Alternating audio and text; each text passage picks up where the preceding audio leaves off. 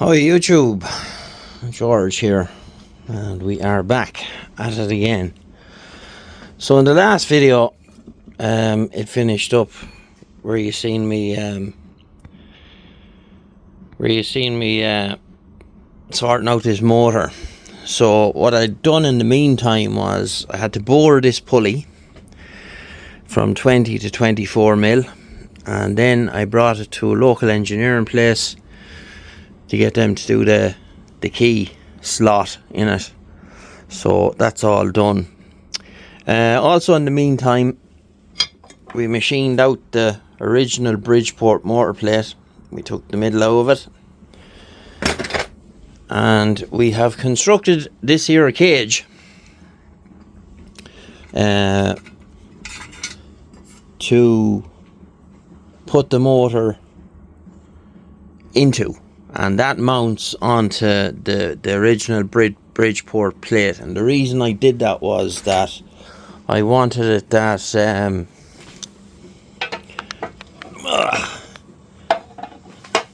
so it pivots on one side, it pivots here, and then you have this slot here for belt adjustment, or not belt adjustment, for when you're changing the pulleys.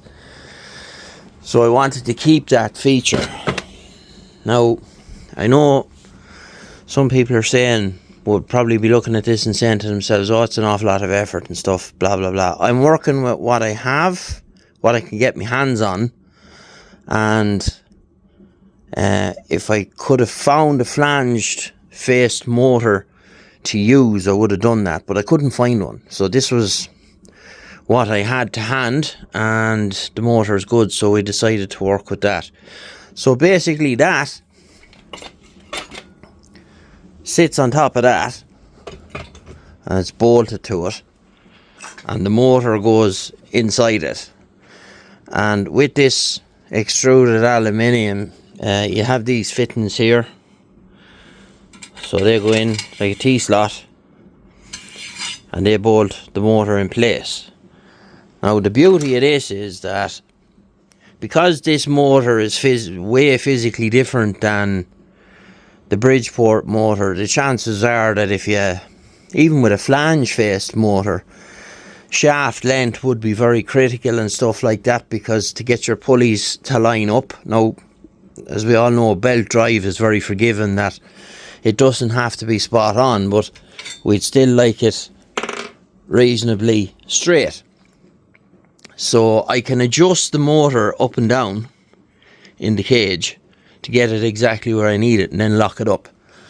So what I'll probably do as well, I'm going to make two braces. I'm going to make a brace that goes from here to here, and from there to there on the far side, and we might put one across here, just to lock the whole thing up, that it can't move, and all of that good stuff. So this stuff is incredibly strong. I use this at work a lot. It's very, very strong stuff, and more than up to the job of doing what I'm doing here. So I've just collected the motor today. So what we're going to do temporarily, I am going to throw the timing belt pulley back on and the belt, and I'm going to use, that's the top off the donor head, we'll just throw that on because it has a brake in it. We'll put in the drive belt, we'll mount up the motor, and we will give it a spin and see what happens. Right, I'll be back when I have all that done. So there's the motor on top. We have everything kind of rigged up. Now these belts are old, they're not great. It's just simply for testing.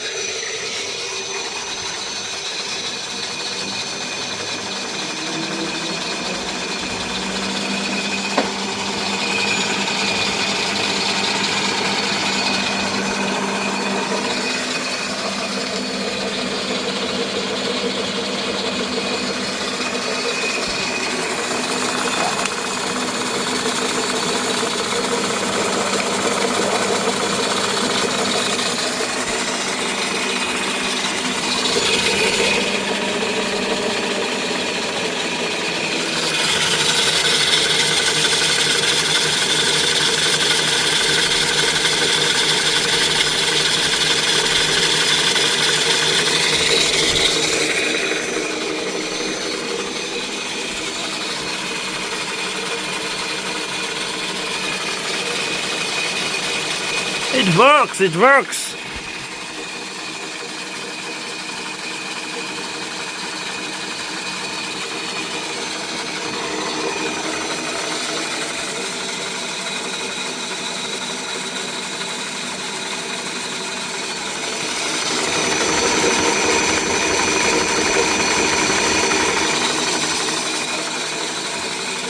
Happy days.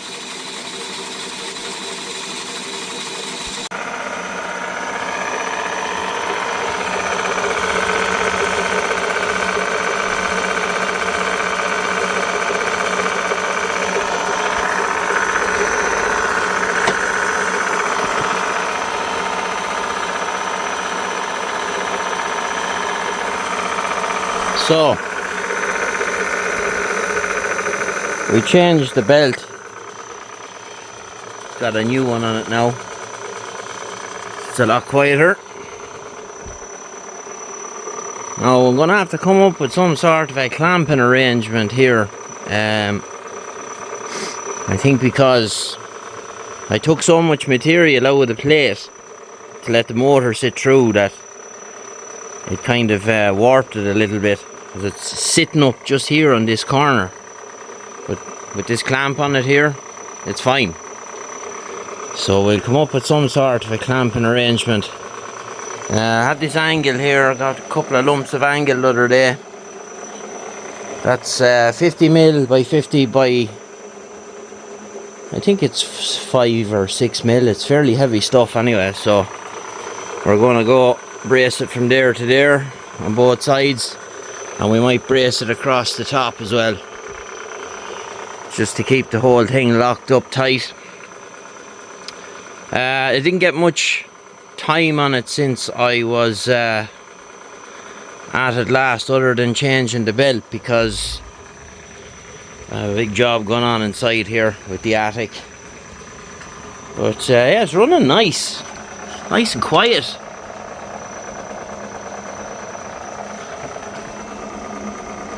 I'm just listening to the bearings, the spindle bearings here, and they're very quiet.